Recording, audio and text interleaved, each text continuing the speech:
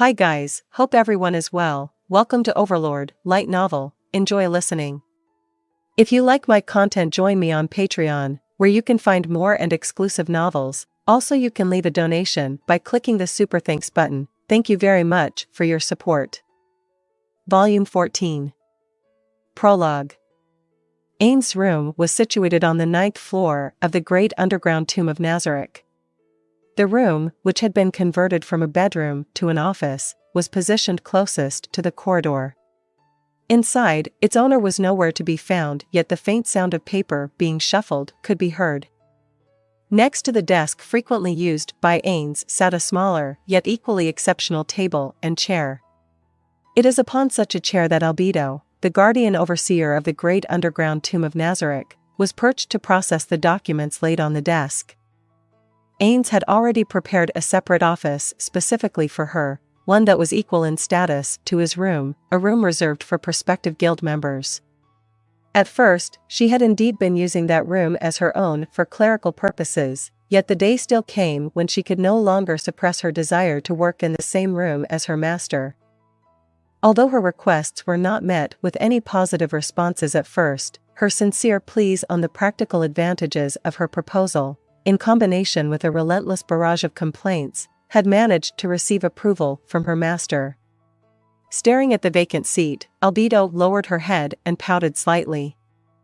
The maid assigned to Ainz's room for the day was standing silently behind her. Due to that, Albedo's rare expression went completely unseen. Her one and only master was currently out tending to his duties, and so was absent from the great underground tomb of Nazareth.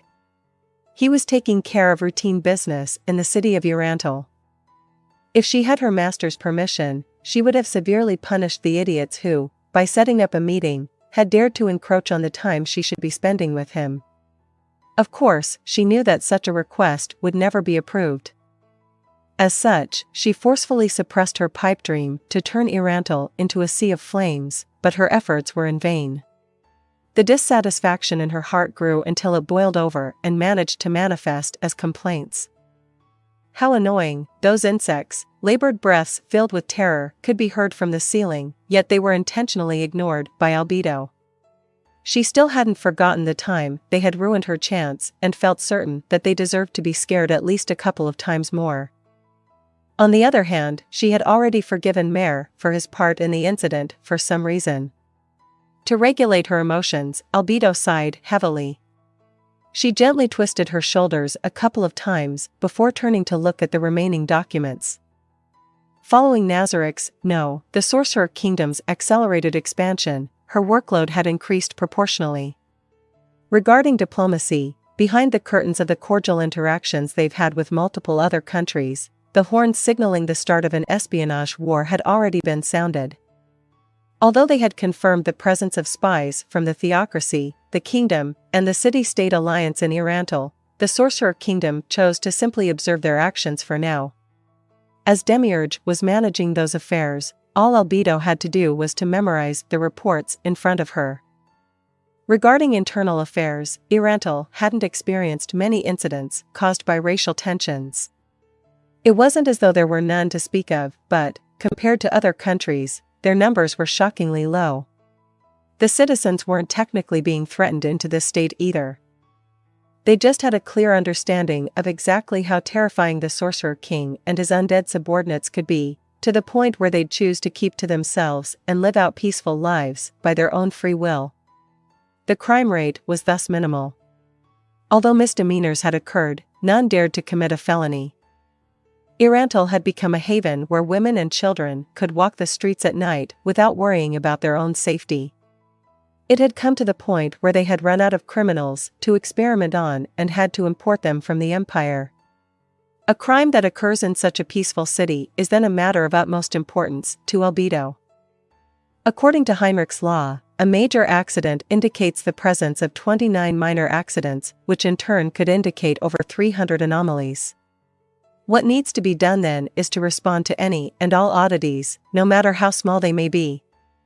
The binder in her hand held a month's worth of court records from Ainz. Due to how detailed the reports were, reading even a single one of them would be a massive time commitment. However, Albedo could process these documents much faster than a regular person, giving onlookers the false impression that she's just flipping through them without giving them much thought at all. In conjunction, the pen that was held in her other hand moved at a blistering pace, noting down information she found interesting onto a white sheet of paper. Was the judge's ruling appropriate? Why would the defendant commit such a crime? Surmise from the above the current state of public order and morale in Irantal. Is the creation of new laws in response to the above necessary? What would normally require an intense scrutiny of records by officials gathered from every corner of a nation, Albedo was doing on her own: analyze, evaluate, process. To do this, one would require an intimate understanding of internal affairs on par with one's familiarity with the backs of their hands, as well as an inhuman level of lucidity. Her pen stopped moving as soon as she finished reading the report, and the process to transcribe the key words she had noted down began. After all, it was something her master was about to read. Illegible handwriting would be absolutely unacceptable. After spending more time transcribing the most important details, proposals, and other such documents than she had spent reading, it was finally ready. Skimming over the completed documents from top to bottom, Albedo's lips formed the tiniest sliver of a smile. This wasn't for the fact that she had just completed another task, but was simply born from the gratification she experienced knowing that she was proving herself to be useful to her master. She placed the documents back into the binder and gently raised it into the air, where it was received by the maid on standby, who subsequently placed it onto her master's desk. This was the 5th binder she's had to go through today. A slightly concerned expression could be seen on her face. Her current situation was not great, to say the least. The Sorcerer Kingdom had, through both direct and indirect means, greatly expanded its territory, causing them no end of troubles. Compared to before, the number of documents that must be brought to her master's attention had greatly increased. A leader being forced to sift through mountains of documents would imply flaws in the organization. As originally intended, her superior would only have to dictate a general direction or goal for his subordinates to work towards.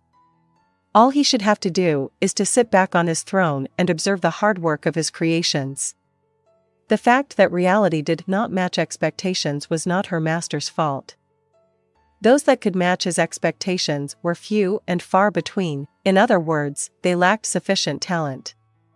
As the one appointed to manage the internal affairs and human resources of Nazarick, Albedo couldn't help but feel ashamed of herself. Though she had taken precautionary measures, the future remained uncertain. To bother my master over such trivialities would be absolutely ridiculous, but racial unity policies, plans to trial national laws, economic policies, and more must be determined by my master. If I do all the progress checks on tasks assigned to the floor guardians, it would displease everybody because they won't be able to see Momongasama. Right. For the moment, her master had given her free rein over all his affairs, no matter how important or insignificant they are. She was also told as long as she approved of something herself, it would be fine in his eyes. Still, to avoid any unnecessary complications, it was best to leave the right of final approval to her master. After all, even Albedo makes mistakes. There was one time when she was about to send some idiotic scum and his family to the frozen prison for an affront to her master and asked if the conviction should be for indignity or idiocy. To her great surprise, her master objected to the punishment. I knew Momongasama was a merciful one, yet I still. Albedo pouted her lips.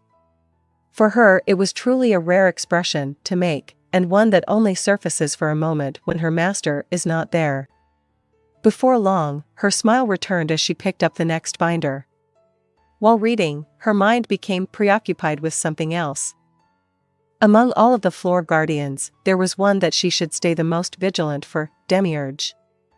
As the operations against the Holy Kingdom had drawn to an end, Demiurge had been busy traveling far and wide to set up an intelligence agency with Nazarick at its center. To Albedo, the agency could prove to be problematic. It would have been fine if it were to be headed by Albedo, the guardian overseer herself, but it was not unlikely that the newly created position would be given to Demiurge. That would be a troublesome situation. If possible, she would love to take that authority for herself by letting an easily manipulated puppet chair the agency. A few faces came to mind, but they were all lacking in some capacity. If I cannot get the job, then the only eligible candidate by a far margin would be Pandora's actor. It'd be very difficult to wrestle that much authority from Demiurge. It would not be impossible for him to learn of Albedo's true intentions if that were to happen. If that were to be the case, it would become a great cause of concern. It was probably best not to do anything rash for now. Her older sister might be a decent choice, but she was not an ally that Albedo could trust unconditionally. If she figures out Albedo's true intentions, it was entirely possible for them to become enemies. Her younger sister, the strongest NPC in Nazarick, would probably stay by her side even if she found out about Albedo's plan. That, however, was because her creator had ordered her to obey Albedo's commands. What a mess. They were understaffed. No, manpower was not the only thing they lacked. There was also the matter of the funds that Albedo herself could spend freely. In that case, her master's plan to expand operations outside of Nazarick had worked to her favor.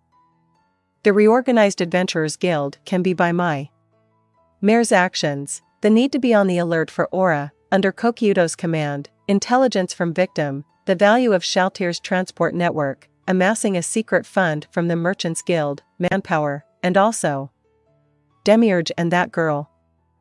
It took a mere moment for Albedo to consider matters from multiple facets, a feat no ordinary person could do, after which her brows furrowed slightly. That would not work. I must remain cautious of Demiurge. Reaching out to that girl would also be too dangerous. If I am not careful, she might become an opponent that I would have to be wary of, even more so than Demiurge. She completed another task while pondering all sorts of strategies and reached for another binder. The binder contained limited amounts of information. Either a new problem was being presented, or it was prepared by someone not used to paperwork, like Shaltir. Albedo glanced at the cover, titled Regarding the Problems Faced by the Team Supporting the Holy Kingdom's Grain Management. Apparently, it was the former. Albedo could not recall anything regarding such a problem. Did something happen? Albedo blinked a few times as she read, her eyes opening wide into smooth circles. She read it again from the beginning, and after confirming its content contained no metaphors or falsehoods, her mouth opened slightly as if in a daze. Her usually dignified face appeared to be more perplexed than anything else, as if she's unable to comprehend what she'd read. Albedo, one of the top minds of Nazarick, had an expression rarely seen by others, a testament to the situation's severity. Despite that, Albedo's lucid mind still pushed onwards, contemplating the cause and possibility of the problem being presented. It's highly likely that the girl betrayed us, but did she accept a better offer from another organization? But according to my judgment, that offer should have been impossible to trump. No, nothing is confirmed yet. A lack of intelligence again. Whoever presented the report must explain it to her in detail. At the same time, she must discuss the matter with Demiurge, her colleague who's probably deeply linked to the problem. Reporting to her master will have to wait till afterwards. She browsed the two other reports, confirmed that they were not that important, and said to the maid standing behind her, "We must hold an emergency meeting. I will go to the 7th floor first to discuss matters with Demiurge. If anyone comes looking for me, tell them that I'm absent for the moment." She activated the ring of Ainz Ooal Gown on her left ring finger as soon as she finished dictating her orders. As the guardian overseer, she had to keep in her mind where every floor guardian was at all times. Demiurge had just finished his work in the Holy Kingdom. In order to prepare plans against the alliance of the Council State, Slain Theocracy, and the City-State Alliance, he should have returned to his abode on the 7th floor. If Demiurge was not there, she'd have to find Intoma and have her use message. Or have her older sister investigate his whereabouts. With that in mind, Albedo initiated the teleport. In the kingdom of Riesteiz and in its capital, Riesteiz. There lies the Castle Rolente, which contains the Valencia Palace, within which is an office. In the office where generations of kings performed their duties, its rightful owner, Ramposa III, was nowhere to be found. Instead, the room was being occupied by the second prince, Ainz Ooal Gown. Zanek's face grew dark as he examined the documents that were submitted, and a heavy sigh escaped his mouth. Surely no one could keep a cheerful expression after reading through said documents. Its contents detailed the current state of the kingdom. During the Battle of the Katsa Plains, though it would be more accurate to call it a massacre, much of the kingdom's population lost their lives. Even so, it wasn't as though the damage inflicted on the kingdom was lethal. Its population was around 9 million, and of that 180,000 died, a mere 2% loss. Plus, a multitude of them were the second or third sons of farmers, so they were practically spare men. In other cases, they had lost apprentices, with barely any experience. So although saying this out loud would sound cruel, nothing of value was lost through their deaths. Still, they had lost 4% of their male population, those who were young and strong to boot. The negative impact of this loss was gradually becoming apparent, and this was all clearly outlined in the document. Zanek let out a groan as he placed the document on the table, his vision shifting focus to the other person in the room. Sister. How would you deal with this if you were in charge?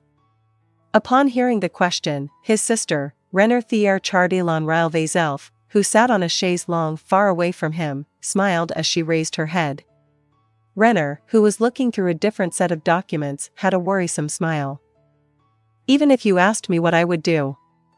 Oni-sama, how can I give an answer when you haven't even given me enough details in your question? It's about this. Zanek did not bother with an explanation, he just picked up the documents he had laid down and fanned them around. Renner stood up, walked towards Zanek, and took the documents from him. This? After scanning the document from top to bottom, Renner replied in a casual tone. That, there's nothing we can do about it, right? Dear gods, Zanek raised his head towards the sky. If his sister, who was much more brilliant than him, said this, then there really wasn't anything they could do about it. However, as rulers, they could not just give up on something like this so easily. Is this matter really that troublesome? It's true that our nation's strength has waned temporarily, but that's all it is, it's only temporary. I don't believe that it's serious enough to warrant us doing something about it. If our nation's power is weakened, then people will start to die from starvation, right? Due to the repeated clashes they have had with the Empire, their inability to store sufficient grain had continued on to the present day. It was in these conditions that they ceded the crucial grain-producing region of Irantal, which was directly under the king's rule, to the Sorcerer Kingdom. The loss of life on the battlefield also meant that they lost a sizable chunk of their labor force. Perhaps the consequent effects were not as pronounced for now, but years down the line, it was highly likely that the decrease in grain production would cause the price of grain to skyrocket till the point where the poor could no longer afford it. No, it was safe to say that this was definitely going to happen. That makes sense. That makes so much sense. Say, sister, if it's as insignificant as you make it out to be, how will we deal with the chance that a drought or a cold snap occurs, causing crop failure? High-level druids seem to have the ability to control the weather, so I believe we'll at least have a way to deal with the issues that arise regarding the amount of sunlight available. Since we'd only have to hire adventurers for it, it would be highly cost-effective. Still, whether or not such high-level druid adventurers exist is something we should find out as soon as possible.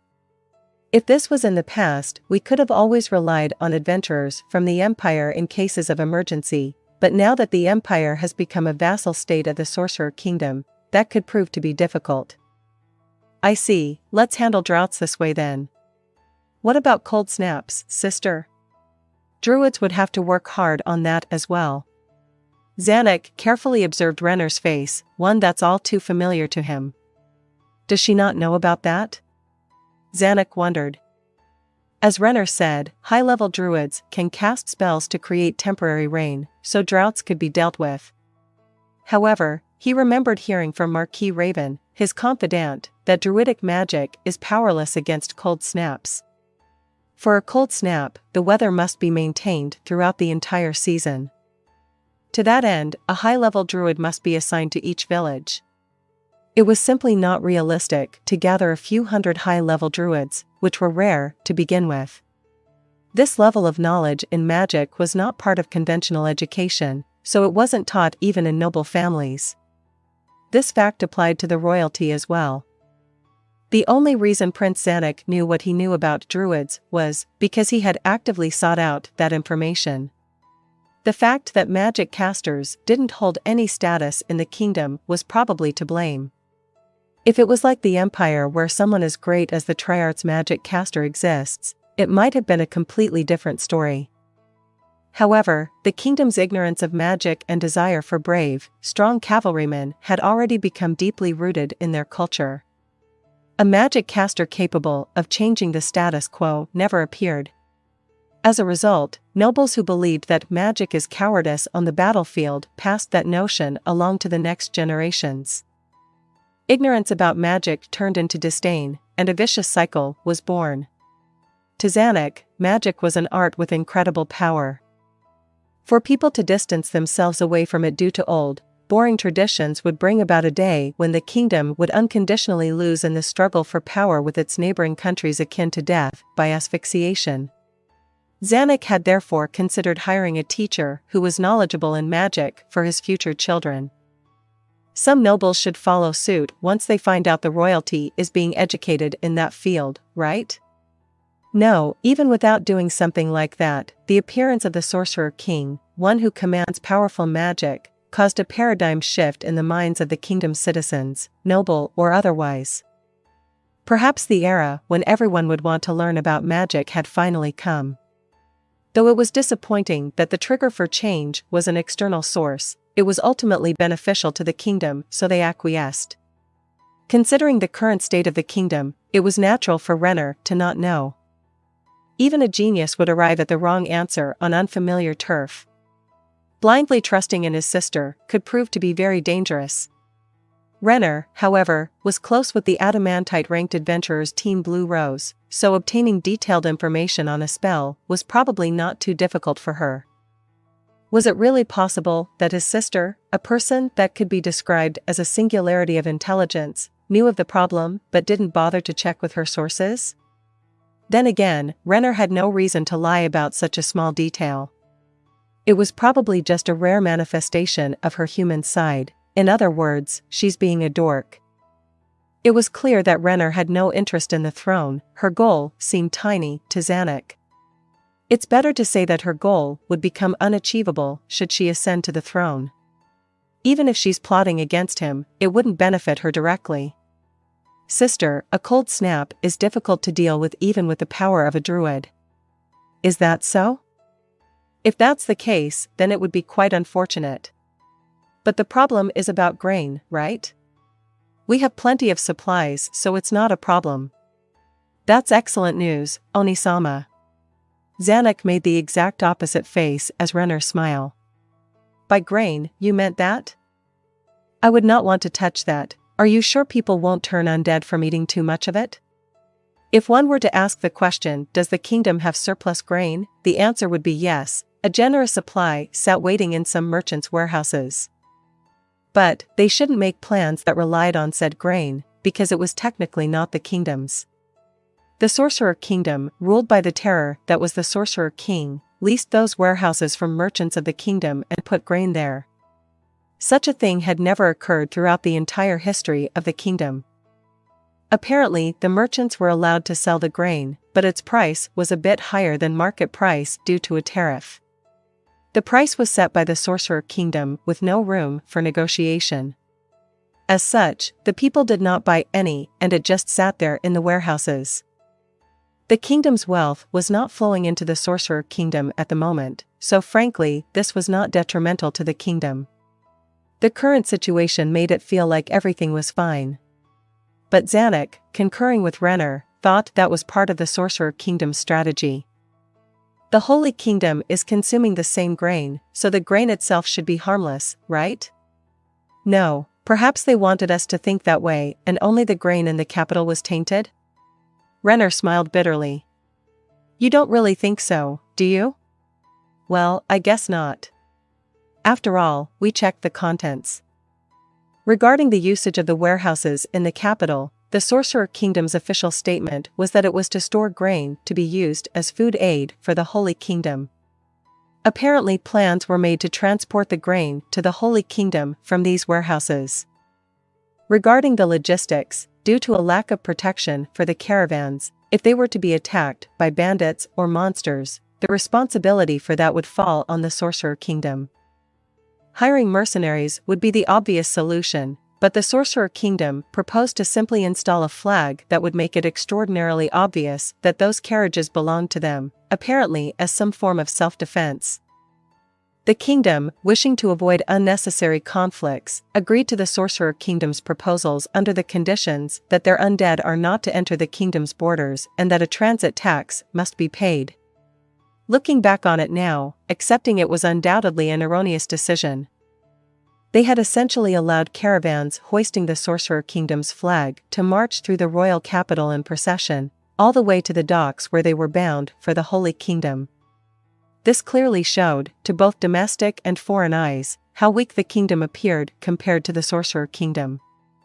Never mind the fact that the Sorcerer Kingdom appeared enthusiastic about such aid, and those shipments were frequent and continued on to this day. If a nation's dignity was lost bit by bit like this, sooner or later the kingdom would have to choose between a full rebellion against the Sorcerer Kingdom or kneel in servitude to them. It's theorized that the Empire had already experienced such an attack and was forced to choose the latter. It's an insidious plot, but an undeniably effective one. What's worse is the fact that they were doing this in the name of humanitarian aid, so it was virtually impossible for the kingdom to refuse. The archfiend that had once turned the kingdom's capital upside down, the one who was eventually defeated by the Sorcerer King, Jaldabaoth, had led an army of demi-humans to attack the Holy Kingdom. The northern region had been torn asunder and was barely even recognizable. Compared to the damage sustained by the kingdom, the Holy Kingdom suffered a worse fate. At least according to what Zanuck heard. Though the northern half of the Holy Kingdom was almost completely destroyed, its southern half was barely touched. After the Holy Queen passed away and the new king ascended to the throne, the death of the nobles in the north caused general unrest in their lands, the nobles to the south began feuding internally, and other similar incidents caused quite a bit of trouble for the Holy Kingdom. The simultaneous conflicts caused the two halves of the Holy Kingdom to fight over power and their own interests. The result was delayed aid for the people of the north. Some could not even reliably acquire food. Their saving grace was the grain provided by the Sorcerer Kingdom, the grain that was being shipped from the kingdom's warehouses to the Holy Kingdom through land and sea routes. An absolutely brilliant plan, Zanuck thought. In such dire straits, they had no time for scruples about where the food came from, even if it was from one of the undead. If it were us providing the food aid instead, the goodwill that the Sorcerer King has been receiving would have undoubtedly been ours. But, there's no way we could do that in these conditions. What if that battle never happened?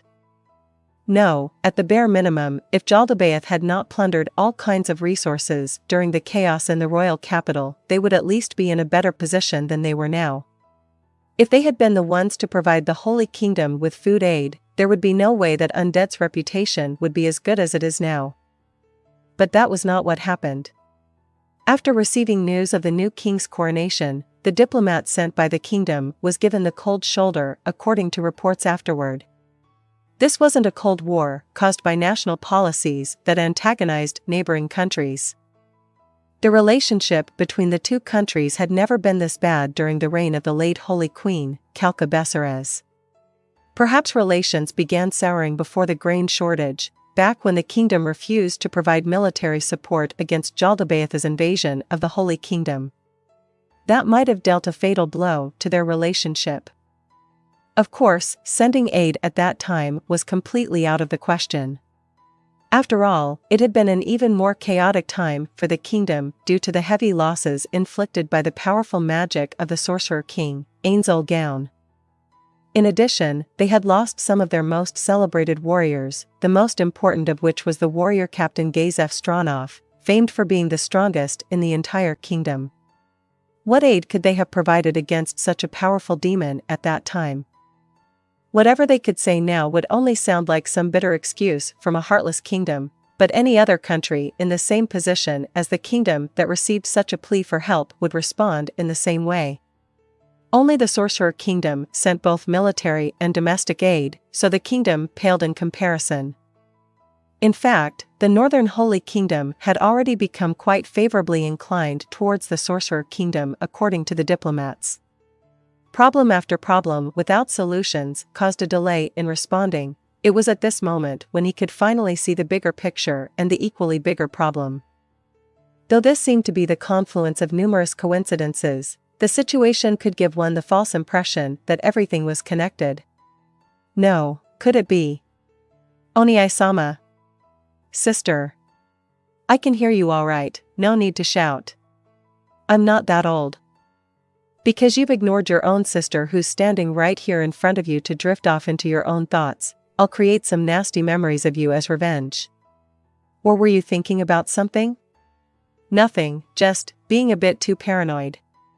Renner turned towards him, her eyes filled with pity. I'm not too sure, but that has to be it. You talk about negative things all the time, so naturally, every one of your trains of thought would inevitably veer towards the worst-case scenarios. That made sense. Maybe. That has to be it. About the Holy Kingdom, the schism between North and South means they're only a step away from a civil war, right?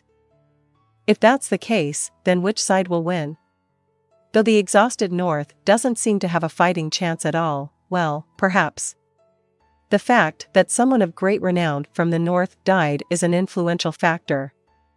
After all, that female paladin died too. I don't know much about that. Was it someone famous? From what I heard, she could be tied with our warrior captain.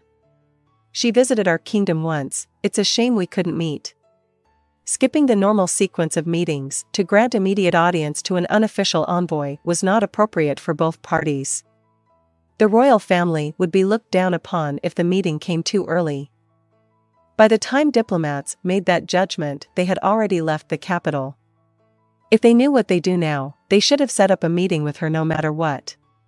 Perhaps it could have helped them gain a potential backup option for the future. Back then, your judgment was diplomatically correct. If it wasn't for you telling me not to do it all the time, I would have thought that it was not that big of a deal to meet them. Having the king meet them right away would have definitely been inappropriate, but if a prince did so, it should have been fine. Wasn't it Oni-sama who made the final decision himself? Renner pouted. It was an expression cute enough to easily win over the heart of any man. A countless number of people had already fallen victim to it. Oni-sama is the current successor to the throne, but not everyone approves of you behind closed doors. Any possible cause of gossip, however small, must be avoided. It would trouble me a lot if you don't secure the throne. And causing a rebellion right now would be a problem as well. If that happens, you wouldn't be able to fulfill your promise. That's true, she did not disguise her intentions at all, but it was convincing nonetheless. Normally, this is how things would go. The Sorcerer Kingdom has been providing aid to the Northern Holy Kingdom. If all went according to their plans, they would have an easily manipulated country in their hands. Should we try to contact the South? If it was the Northern Holy Kingdom that was maintaining amicable relations with the Sorcerer Kingdom, then the South must view the Sorcerer Kingdom as their enemy. If the kingdom were to form an alliance with the South, it was possible they could contain the Sorcerer Kingdom's efforts somewhat. That's true, it would certainly be a desirable development. There's another reason the two halves are against each other, namely, the faceless progenitor's new teachings, that can't be good for the kingdom either. That one, the faceless one. A nickname for the proselytizer who showed up after the chaos caused by Jaldabaoth. Though it appeared that her true name was made public, the nickname had already spread much further than her real name. Her teaching, treasured by her many followers, was that weakness without the drive to improve one's self is a sin. Everyone must strive towards the goal of becoming stronger. That was more or less an understandable concept for most people. Though there was widespread support for her teachings in the North, it was not only unpopular but also shunned in the South. However, this was the predictable outcome.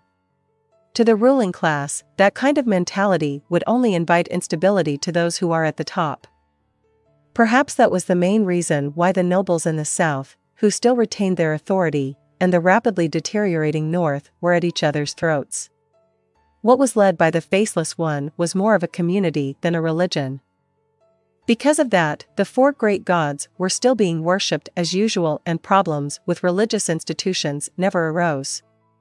At the same time, the newly crowned Holy King gave his acquiescence to the group, further dividing the North and the South. By common sense, isn't it odd to hide one's face?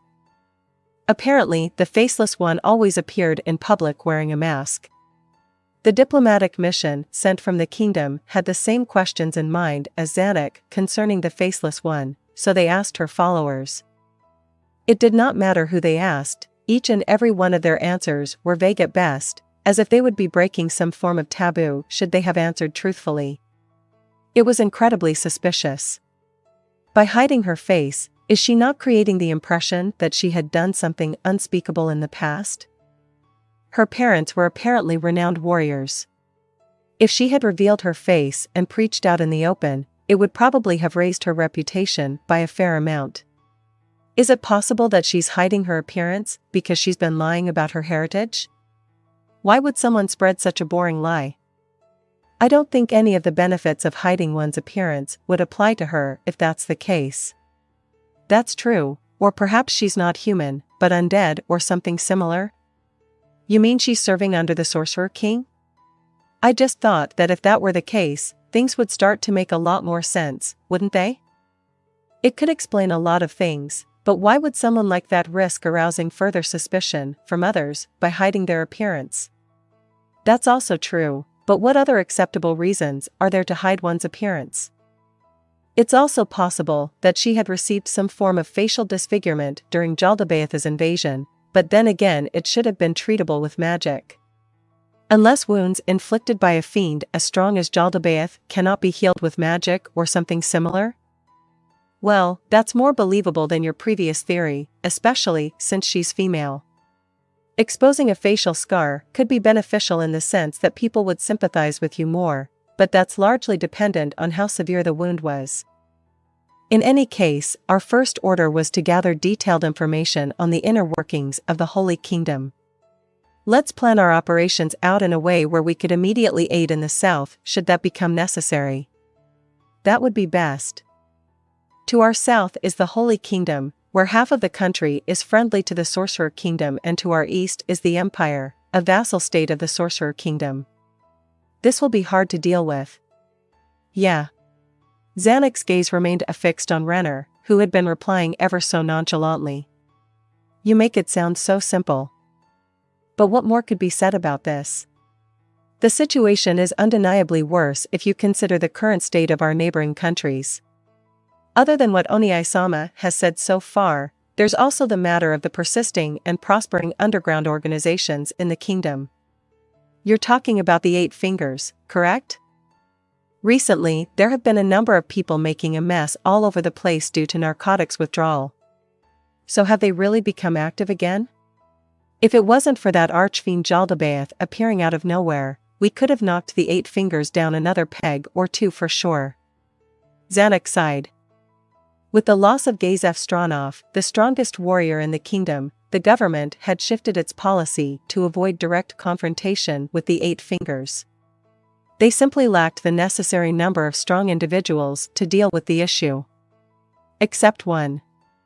The man employed by Renner, Ainz Ooal Gown, had a lot of potential. But that man was only loyal to Renner, so there's probably no chance at all that he'd be willing to serve Zanuck. He had already attempted to gain favor with him, but it did not seem to have an effect on him at all. I don't plan on taking on the role of warrior captain myself, so it's probably better to promote someone who's talented enough for the job. Should we train him to become someone who's worthy of the position of warrior captain? I wanted to at least give him the sword that's part of the kingdom's treasures, but father would never allow it. To his father, the king, Gazef Stranov's existence was far too important. It's lonely at the top, as they say. Knowing that soon it'll be his turn to bear this burden, Zanuck, unbeknownst to himself, is gradually grasping the true meaning of that proverb. As a person, Gazef Stranov's existence was like that of a comforting bonfire to his lonely father. Despite the significant age difference between the two, one could say that they were closer than friends in some respects. For his father to have someone like that in his life, Zanuck couldn't help but feel envious. As the second prince, Zanuck had never experienced that level of friendship before.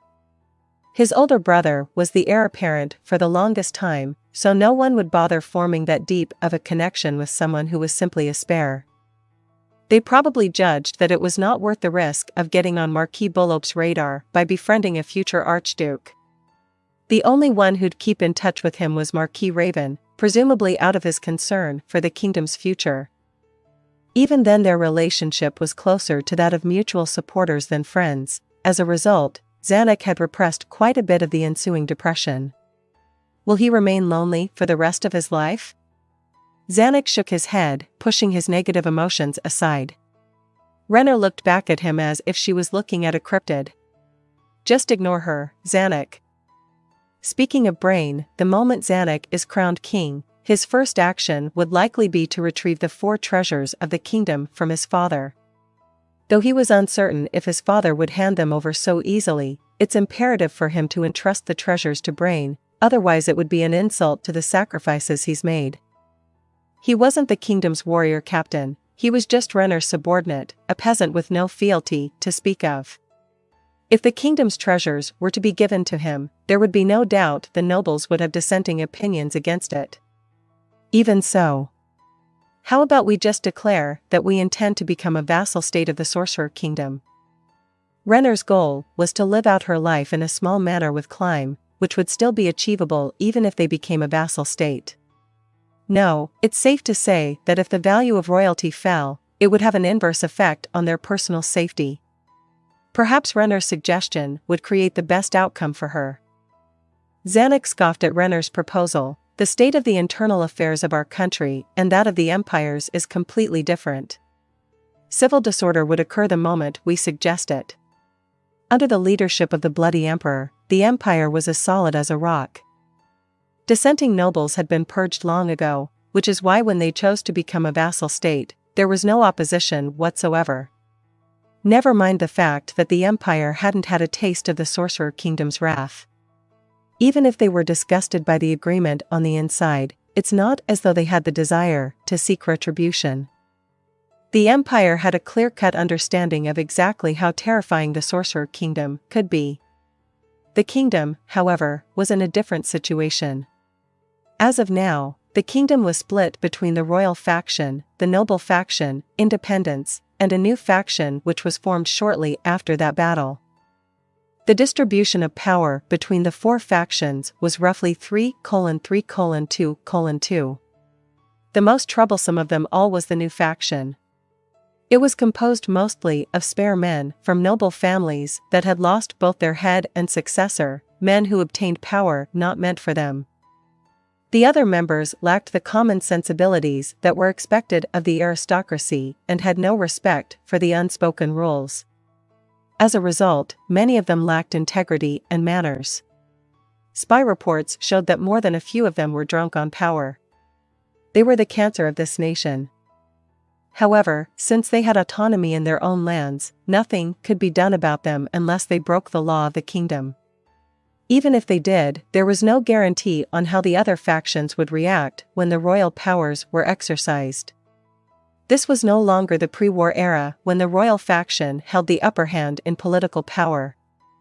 Still, Renner's suggestion of vassalization was not totally out of the question. It could be considered if the situation was to change drastically. No, that will not happen. There will not be any civil disorder on Iissima. Renner naturally followed with a counter. Don't lie to me, Zanuck thought. Although he could tell that she wasn't being serious, it would not have been a problem even if Zanuck was stupid enough to fall for it. Zanuck had learned to see through her facades long ago. It was precisely because of this reason that women like her should not be trusted. If only Elias had returned. Zanuck suddenly felt a sense of loneliness deep down in his heart. Though he couldn't call Marquis Raven a friend, he was still someone who shared Zanuck's concerns for the kingdom. Zanuck was concerned by the fact that it may no longer be possible for them to work side by side with each other, as the Marquis replacements at hand were all terrifyingly talented but also uncontrollable wildcards. Zanuck turned to face Renner in a pretentious manner, as if doing so would rid him of his sorrows. Still, I find it hard to believe that the Empire would actually import goods from the Sorcerer Kingdom. Well, that was an awkward way to change the topic. Not that I mind, those things aren't that bad for a vassal state like the Empire, right? The most exported goods from the Sorcerer Kingdom to the Empire in terms of the revenue they generated were undead creatures. Apparently, they were distinguished by categories such as menial labor, military service, cargo transportation, and so on. We're talking about the undead, remember? The enemy of the living? But they don't require sustenance and don't get tired. Frankly speaking, they're the best kind of worker you could hope for. You're correct in thinking that importing the Sorcerer King's undead into our country would be risky, since it would essentially be us allowing another nation's soldiers onto our own soil. But on the other hand, it's also a gesture to the Sorcerer Kingdom that its vassal does not have anything to hide from them. They're basically handing the other end of the leash they've placed on themselves over to the Sorcerer Kingdom. Renna raised her head towards the ceiling. In some ways, this is an admirable attitude that we could learn from. It is a good way to show that they can easily threaten us. That's true, if a superior cannot trust their inferior, it's definitely more reassuring to have a firm grasp on their weaknesses. I can somewhat understand the Empire's actions if I look at it from that perspective. It looks as though Irantal and the Dwarven nation in the Azurlisha Mountains have initiated trade relations. They're exchanging undead miners and fresh ingredients for ores and high-quality, dwarven-made farming equipment. This was according to the intel they had received from their spy in Irantal, who had met with some dwarves. Cargo hauling within the Azurlishan mountain range can simply be handled by the undead. Apparently, the shipping and labor costs are basically negligible, so much so that it's cheaper for them to buy from the dwarves than from us. That's right. Are we abandoning the plans to form an alliance with the Council State? Ah yes, that's currently in progress, but the situation isn't great. Though a Dragon Lord has agreed to it, we still need more time to convince the representatives of the other races. Though even if this falls through, the prospect of an alliance would not be completely ruled out, that much was said. That was only partly true. The Anti-Sorcerer Kingdom alliance was forming at a snail's pace, but progress was smooth nonetheless. They were at the stage of relying on the generosity and solidarity of other countries to hopefully get them to sign the Mutual Reinforcement Pact at all costs. In other words, it was an unreliable relationship without written agreements. Something like that could not be publicly announced as an alliance. There were simply too many things to do to form a tight alliance. They would need at least a few months to sort it out. Is that so? It would be great if we could form a military alliance as soon as possible. Now then, Oniai-sama, when do you plan to take the throne? I feel like it's about time for you to fulfill your promise. The promise in question was that Renner would work alongside Zanuck in exchange for a manor to live in secret with Climb, as well as the permission to do so. About that, just wait for a while. Surely you already knew of how the unofficial proposals are being dealt with soon? I've spoken to our father and we've decided to wait for him to put forward his last major policy before making any moves. If the king commits a fatal mistake in managing the state, he will bear the responsibility and abdicate. If he made no mistakes, he would just propose more and more policies that are designed to upset the nobility, to allow the prince the opportunity to propose alleviating measures in order to reduce their dissatisfaction. The king would then be abdicating in a fashion that would gain him favor with the nobles. Although a stigma could be left on the elderly king's reign, the benefits to the royal family far outweighed the detriments. Speaking of which, how's the orphanage going? Are you planning to cook something for them again? Do you need any financial support? That's not necessary, my allowance is enough for its operations. There should be somewhere around 50 of them by now. This was a significant figure, perhaps the greatest among all the orphanages in the kingdom. Despite that, Renner had not sought external support in running the orphanage's operations, which were funded entirely through her privy purse. Although as the third princess her allowance did not amount to much, it did substantially increase once her two older sisters were married off.